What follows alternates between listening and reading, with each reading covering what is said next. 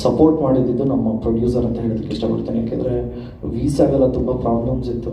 So ನಮ್ಮ chief minister ಸಹಾಯದಿಂದ ಇಲ್ಲಿಂದ ಲೆಟರ್ ಎಲ್ಲ ತೊಗೊಂಡೋಗಿ ಅಲ್ಲಿ ಮಹಾರಾಷ್ಟ್ರ ಅವ್ರ ಹತ್ರ ಎಲ್ಲ ಪರ್ಮಿಷನ್ ತೊಗೊಂಡು ಸೊ 29ನೇ ತಾರೀಕು ಮಾಡಬೇಕಾಗಿತ್ತು. ವೀಸಾ ಪ್ರಾಬ್ಲಮ್ ಆಗಿರೋದ್ರಿಂದ ಒಂದು ವಾರ ಮುಂದಕ್ಕೆ ಹೋಯಿತು.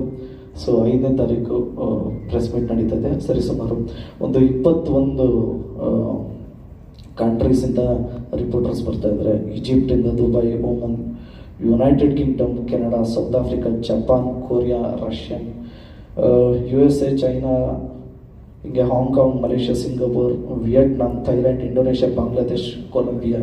ಸೊ ಈ ಥರ ಸಾಕಷ್ಟು ಜನ ರಿಪೋರ್ಟರ್ಸ್ ಬರ್ತಾ ಇದ್ದಾರೆ.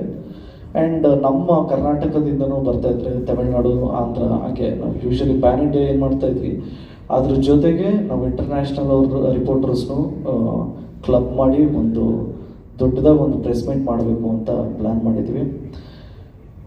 ಬಾಟಮ್ ಲೈನ್ ಇಷ್ಟೇ, ಟು ರೀಚ್ ಔಟ್ ಪೀಪಲ್. ನಾವು ರೀಚ್ ಆಗಬೇಕು ಎಲ್ಲ ಕಡೆ ಅನ್ನೋದು ಒಂದಿತ್ತು. ಮತ್ತು ಏನಾದರೂ ಇನೋವೇಟಿವ್ ಆಗಿ ಮಾಡಬೇಕು ಅನ್ನೋದು ಒಂದು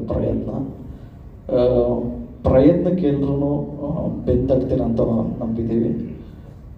ಸೊ 5ನೇ ತಾರೀಕು ನಿಮಗೆ ವಿಟ್ನೆಸ್ ಮಾಡುವುದು ನಮ್ಮ ಮಾರ್ಟಿನ್ ಚಿತ್ರದ ಟ್ರೈಲರ್ ಹೇಗಿರುತ್ತೆ ಅಂತ.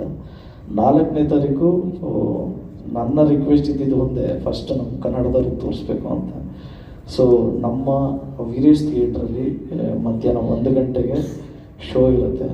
ಬುಕ್ ಮೈ ಶೋಲಿ ನಮಗೆ 2ನೇ ತಾರೀಕಿಂದ ಟಿಕೆಟ್ಸ್ ಅವೈಲಬಲ್ ಇರುತ್ತೆ. ಸೊ ನೋಡಿ, ಎಂಜಾಯ್ ಮಾಡಿ. Thank you so much. ಜಯ ಆಂಜನೇಯ.